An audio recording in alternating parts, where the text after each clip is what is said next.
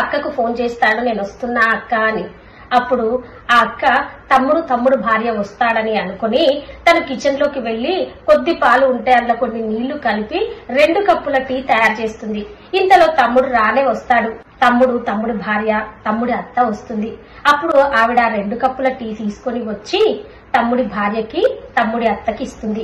ఇంకా కిచెన్ లోకి వెళ్లి ఒక ట్రాన్స్పరెంట్ గ్లాస్ తీసుకొని అందులో నీళ్లు పోసి తమ్ముడికి ఇస్తుంది. తమ్ముడు తాగురా ఈ స్ప్రైట్ అని. అప్పుడు తమ్ముడు తాగుతాడు. వాడికి అర్థమవుతుంది అది నీళ్లు అని, కానీ గమ్మునుంటాడాడు. అప్పుడు అత్త అంటుంది నాకు కూడా స్ప్రైట్ కావాలి అని. ఆ అక్క కిచెన్ లోకి వెళ్లిపోతుంది. వెంటనే తమ్ముడు కూడా కిచెన్ లోకి వెళ్లి ఒక గ్లాస్ లో నీళ్లు తీసుకొని కింద పడేస్తాడు. అయ్యో అత్త స్ప్రైట్ కింద పడిపోయింది, నేను షాప్ కెళ్లి తీసుకొస్తాను అంటాడు.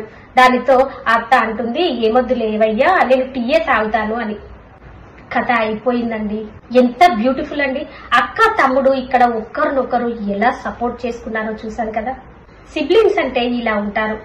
ఒకరిపై ఒకరు చాడీలు చెప్పుకున్నా, ఒకరినొకరు కొట్టుకున్నా చివరికి సిబ్లింగ్స్ బాండ్ అంటే ఇలా ఉంటుంది మరి.